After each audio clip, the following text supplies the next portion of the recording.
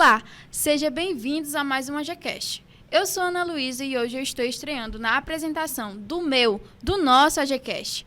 Ao meu lado hoje está a maravilhosa e incrível produtora e apresentadora, minha xará, Ana Catarina. É um prazer poder apresentar ao lado da minha talentosíssima amiga Ana Luísa. E hoje nós vamos começar mais um episódio do nosso AGCast, com o tema Maio Laranja, em combate ao abuso e à exploração sexual infantil. O mês de maio marca uma campanha nacional importante, o combate ao abuso e exploração sexual de crianças e adolescentes. Desse modo, o Maio Laranja incentiva a realização de atividades para conscientizar, prevenir, orientar e combater esse tipo de violência. Logo, que parece ser uma realidade muito distante, mas ela vive ao nosso lado. Todos os anos, os números de denúncia não escondem que esse problema é urgente e deve ser, sim, tratado como tal. Em 2020, no ano que começou a pandemia, as denúncias caíram significativamente. Com o fato do isolamento e dentro de suas casas serem um local onde acontecem 2 em cada 3 casos de abuso sexual, fez com que as crianças se sentissem menos seguras para buscarem ajuda. É necessário cuidarmos e protegermos cada vez mais elas. E para conversar conosco, convidamos Antônio Oliveira. Ele que é historiador e conselheiro tutelar do 2º Conselho Tutelar de Teresina. Seja muito bem-vindo, é um prazer tê-lo aqui conosco no nosso AGCast. Boa tarde, Ana Luísa, boa tarde, Ana Cristina, para mim é um prazer. Você que está nos ouvindo, sabe o porquê do Maio Laranja? Não. Em 18 de maio de 1973, uma menina de 8 anos de idade, chamada Araceli, foi sequestrada, drogada, violentada sexualmente e assassinada em Vitória, no Espírito Santo. E no ano de 1991, os 3 réus acusados de matar a menina foram absolvidos e o crime permanece impune até hoje. Após a mobilização de entidades, foi criado o Dia Nacional de Combate ao Abuso e Exploração Sexual e Comercial de Crianças e Adolescentes. E o dia escolhido para simbolizar foi exatamente um dia que acontece esse caso da criança, Araceli, dia 18. E em 2000, foi aprovado como Lei Federal 9.970, tornando oficial em todo o território brasileiro. É interessante trazer essa discussão, até porque eu acredito muito no papel da sociedade, né? Ela precisa ter grande relevância nesse tipo de debate. A aprovação da lei, graças a Deus, e a mobilização social, porque se sensibilizou com essa situação, criando uma lei que, felizmente, né, hoje já se pode, de fato, tornar crime, né? Já é crime, melhor dizendo, as pessoas que violentam uma criança, uma adolescente ou qualquer outro ser humano, né? E aqui é bom lembrar que muitas vezes a sociedade ela se preocupa só com o lado feminino, mas não, a violência ela se dá tanto, né, com a criança, no sexo feminino como também no sexo masculino. E de acordo com a Lucivânia Vidal, que é titulada Delegacia de Proteção à Criança e ao Adolescente do Piauí, atualmente cerca de 95% das denúncias feitas na delegacia especializada envolvem crimes contra a dignidade sexual. Destes, 90% corresponde a estupro qualificado ou estupro de vulnerável. Mas por que ainda no Brasil somente 10% das vítimas denunciam o abusador?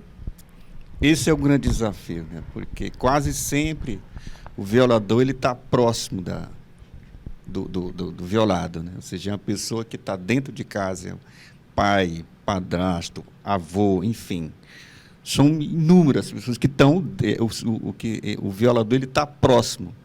E também existe essa questão, porque como são pessoas de extrema confiança, não é? E, claro, a gente precisa trabalhar também, sobretudo, a questão da educação sexual. Fazer com que as nossas crianças, os nossos adolescentes, saibam como se defender disso também, né? A família tem um papel de grande relevância nisso, né? Que é desconfiar. Como é que você lidar com a criança, por exemplo, que ela está triste, né? Que quase sempre quem percebe, né? E o professor o educador, ele tem uma grande relevância nisso também, né? Primeiro que é papel dele, do professor, ele denunciar, quer dizer, tanto o professor como também o profissional de saúde ele tem a obrigação, de acordo com o que preconiza o ECA, no seu artigo 249, ele tem a obrigação, sob pena de responder criminalmente por omissão do exercício da função. É um grande parceiro do Conselho Tutelar nesse sentido, como também a sociedade, ou seja, mas esses profissionais eles são de grande relevância, porque eles estão próximos, são eles quem sentem, eles confiam. E a escola precisa fazer um relatório para o Conselho Tutelar. O profissional de saúde também tem que fazer um relatório para o Conselho Tutelar sobre pena dele responder criminalmente. Então, esses 3 fatores, eles têm que, de fato, estar juntos: conselho, família e a saúde. Mas o desafio é esse, né?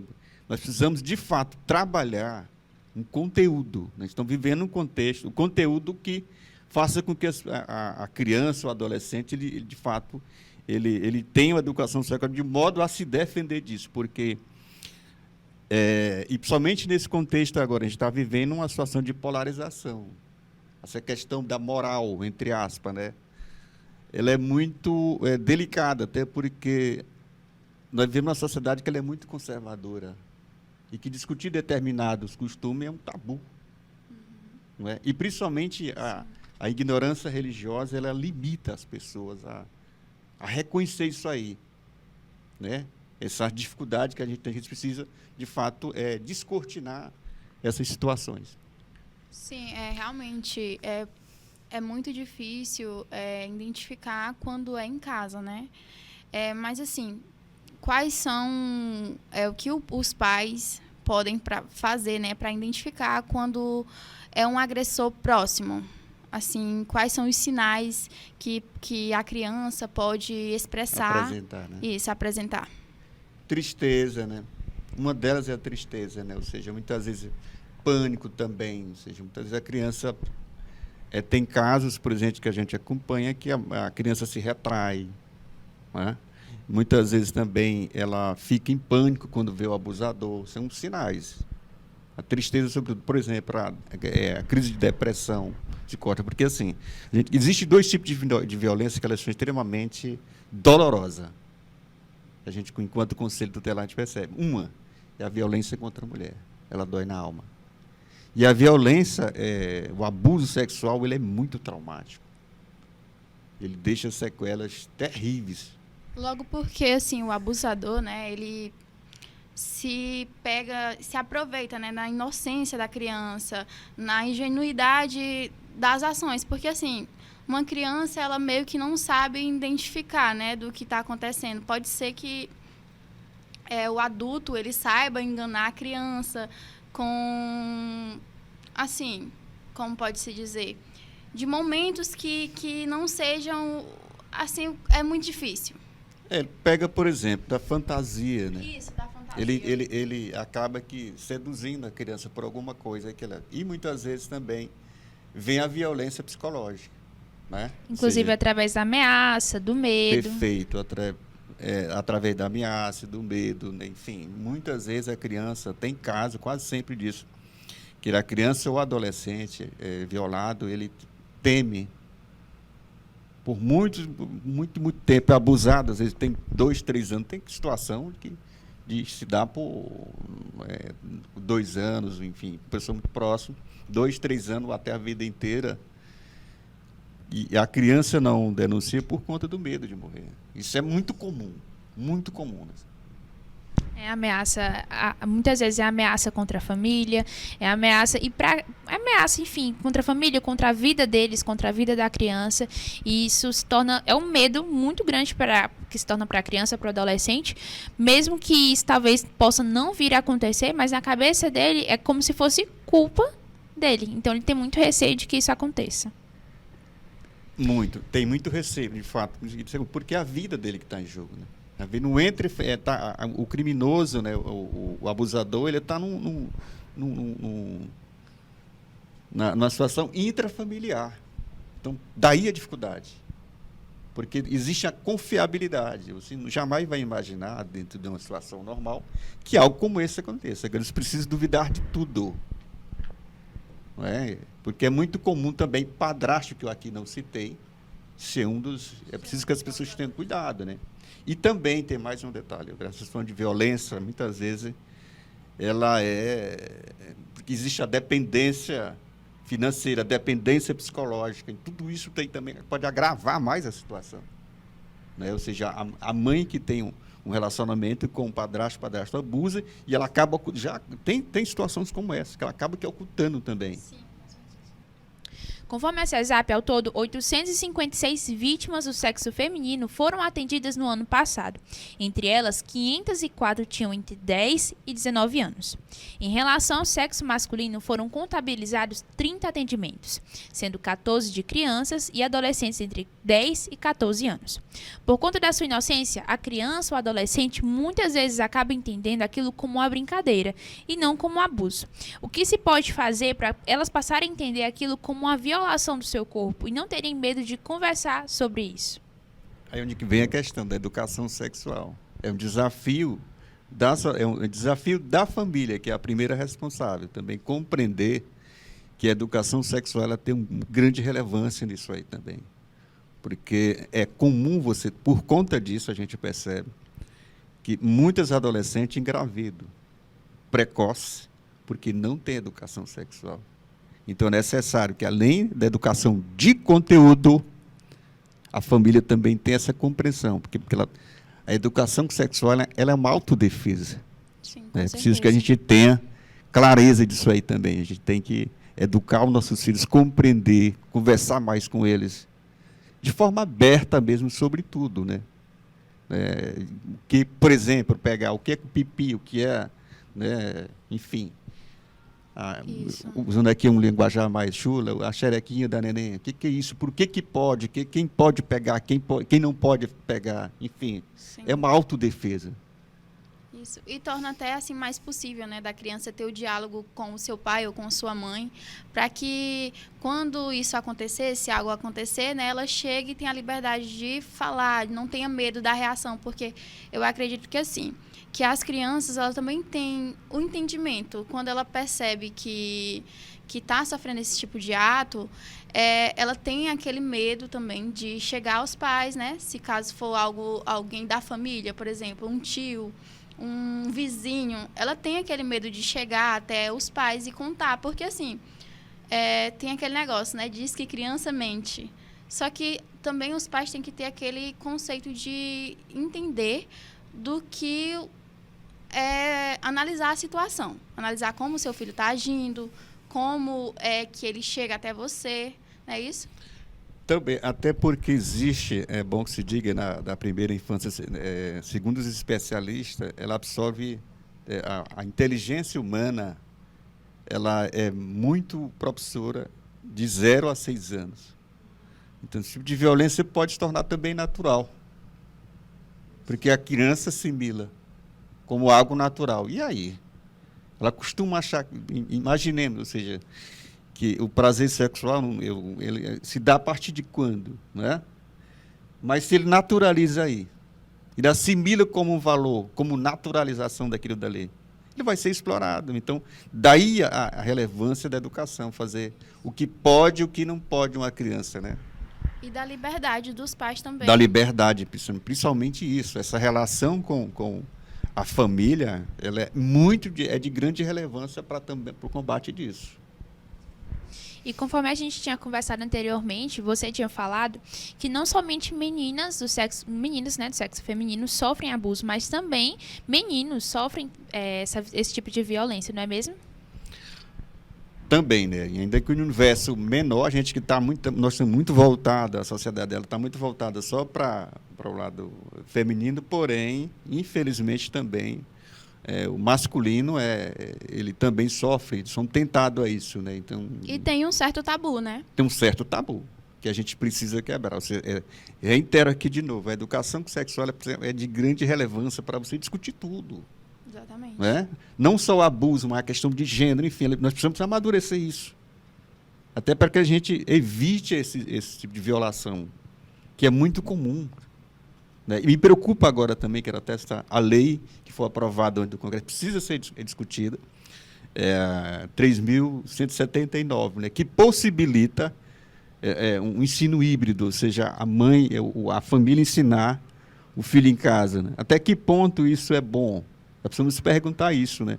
Porque as crianças elas vão ficar mais tempo em casa, isso. em outro ambiente. Porque existe pai suscetível a vários tipos de violência. Isso. Não só essa violência, mas essa principalmente, porque ela é muito silenciosa.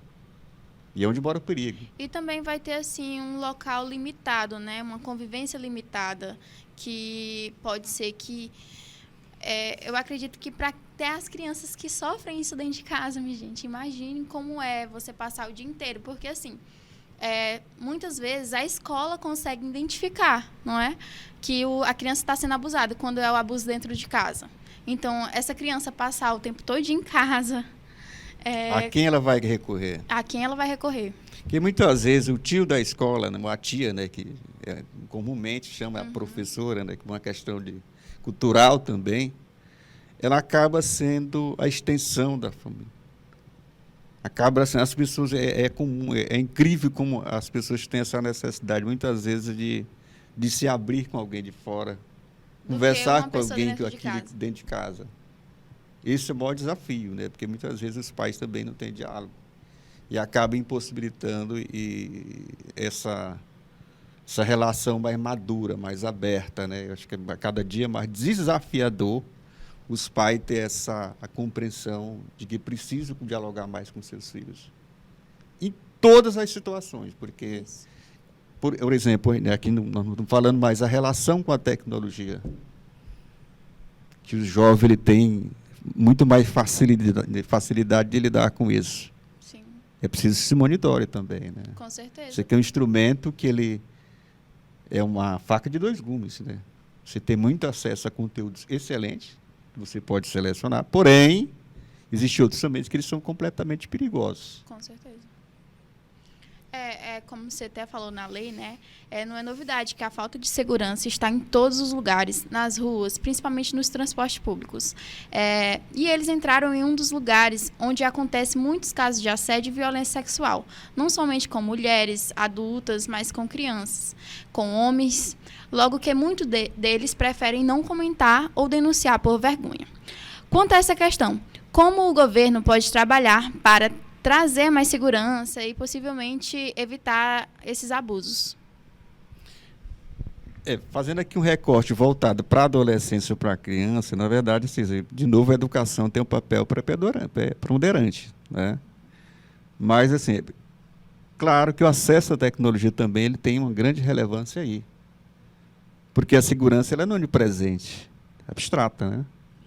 O que pode acontecer com motorista de aplicativo, enfim, um ônibus, quando se fala de ônibus, por exemplo, tem que se instrumentalizar. Os ônibus que não tem, um ônibus que falta, né? Mas eles precisam, de fato, também ser instrumentalizados com câmera, enfim, com tudo que for de equipamento tecnológico que possibilite você ter acesso a isso. A botão de pânico, por exemplo, né? Isso é uma realidade. Embora a gente não seja uma coisa preciso, mas pelo menos se possibilita ali você estar diante de alguém que tem essa pretensão de fazer o mal, né? Alguma coisa gravada. Eu acho que essa é uma saída, né? Assim, e qual é o papel do Conselho Tutelar nessas situações?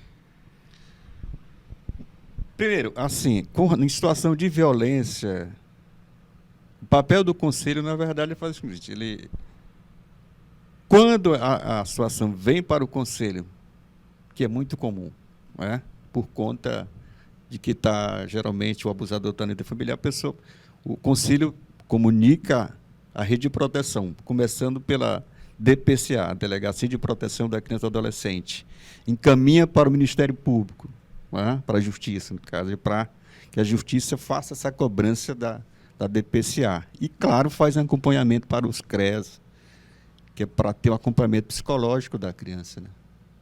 Mas esse é um papel também que depende, que a sociedade pode, uma vez, observar a família.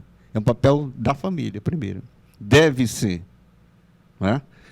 De fazer a denúncia, né? Que encaminhar a denúncia à DPCA, que a DPCA vai Se for no caso de menino ou menina, né, ou adolescente ou uma criança, se for do sexo masculino, tem que ser feito um exame no IML. Se for a menina, vai para o Sanvis. Mas primeiro tem que passar por esse processo lá. Ao registrar o BEL, você faz uma requisição para fazer o exame no Sanvis, que é o caso da menina, e dos meninos no IML. Aí depois vem o procedimento policial, que infelizmente demora. Tem um caso, só para citar um dado aqui, por exemplo, de uma adolescente que eu acompanho, né, uma de várias, que eu encaminhei, fiz esse procedimento todinho, e infelizmente eu tive a triste notícia de que ontem, com 6 meses, que o abusador foi tirado de próximo dela. Então, imagine se essa adolescente... É um processo longo, né? Muito longo. Então, assim, essa é uma violência que ela é muito silenciosa, triste, mas está muito presente, e também existe essa morosidade, lamentavelmente. Porque eu não estou culpando aqui os policiais, não. Que eles são os abnegados, inteligentes. Infelizmente, é pelo tamanho, o volume de demanda que existe. Então, deveria ter mais assim, um certo investimento do governo em si nessa parte, né? Para poder, de certa forma, agilizar mais o processo, porque é algo muito delicado.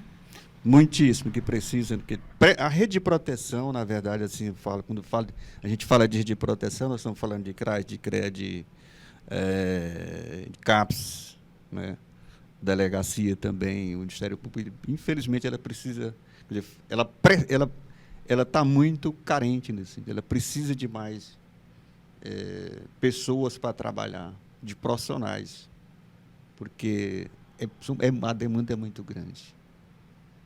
Ou seja, essa questão social, a questão do social, principalmente, que tem que trabalhar o psicológico, ela precisa ser mais instrumentada. Se bem que existem faculdades como essa, que faz parcerias de psicologia, né? Não só aqui que a gente recorre, né? Mas as faculdades ela tem tido um papel de grande relevância também com os estudantes de psicologia, que abraço com muita facilidade. Porque o poder público ele não tem estrutura para isso suficiente, lamentavelmente. Assim, e quando vocês recebem esse tipo de denúncia, geralmente quem faz a denúncia? Quase sempre é um familiar. Dificilmente vem alguém da comunidade, né? É um familiar que vem. E aí, assim, aquilo que é papel da família acaba que sendo papel do conselho. Porque o conselho, uma vez provocado, ele não pode prevaricar.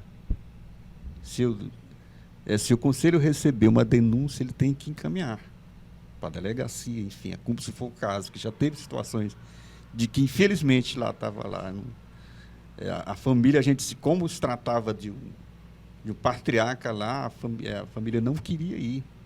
E aí o conselho teve que pegar a adolescente, levar até a DPCA, e depois já fazer todo o rito que requer a situação, e às vezes até levar em casa, né? E como já é de costume, para finalizar o nosso AGCast hoje, queria pedir que você deixasse uma mensagem sobre esse assunto, sobre a importância dele para os nossos ouvintes.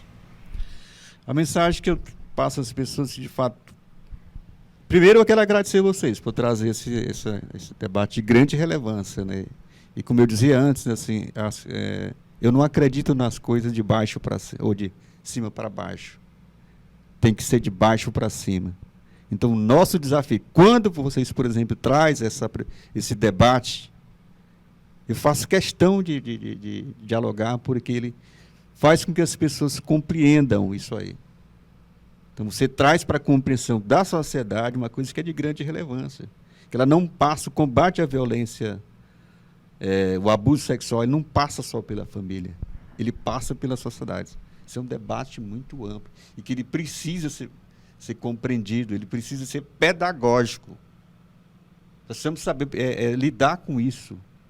não é um papel só da família, não é um papel, enfim, só do Estado, é um papel de todos. E a mensagem que eu deixo, por exemplo, se alguém tiver suspeita de denúncia, que recorra, né, ao DISC, procure os conselhos tutelares, a Delegacia de Proteção da Criança e do Adolescente, as escolas, os professores têm grande respeito a isso aí também, e os profissionais de saúde. E complementando a sua fala, eu acho, como você já comentou, esse é um assunto muito importante de ser trabalhado, de ser abordado.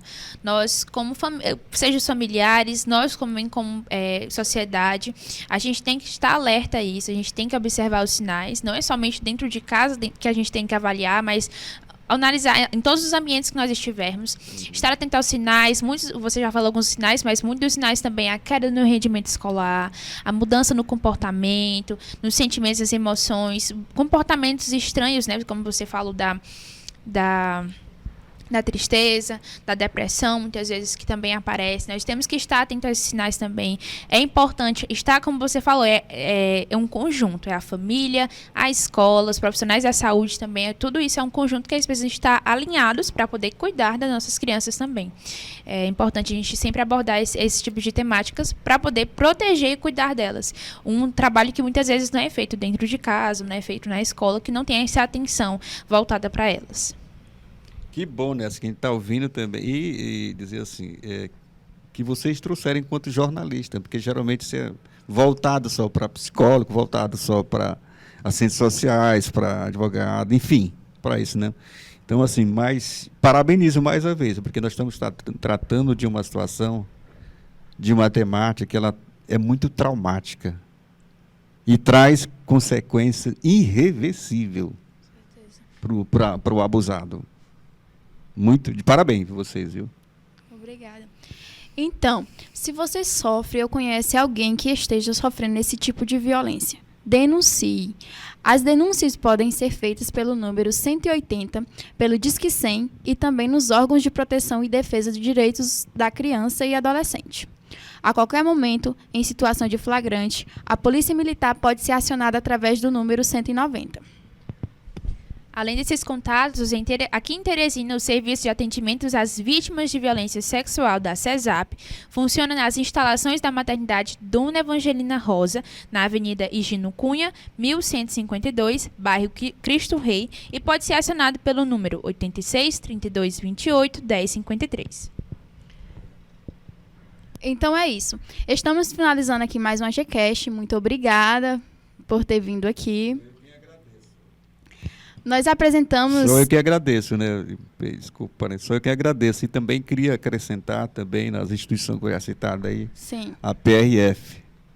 A Polícia Federal também tem contribuído muito para isso. Então, assim, eles têm um mapeamento, a inteligência da Polícia Federal, ele consegue também, não só, isso, claro que muito mais na questão da adolescência, a exploração de adolescentes, né? Um trabalho agora, né, que foi de grande relevância para mim e pedagógico para essa questão. O 18 de maio ele teve assim, um marco bem interessante. Então, a PRF também é uma instituição que não pode ser esquecida. Sim, pela grandeza que ela representa. Pois é. Então, apresentamos aqui hoje no AGCast sob orientações do nosso corpo docente, professor responsável Tiago Melo, coordenadora de núcleo eu, Ana Luísa, edição de Bernardo Silva e direção de Mário Jorge. Produção e apresentação, Ana Luísa e eu, Ana Catarina. Só lembrando, estamos presentes nas principais plataformas digitais. Nos acompanhe através do nosso Instagram, @agconstats, e foi um prazer apresentar o AGCast. Até a próxima.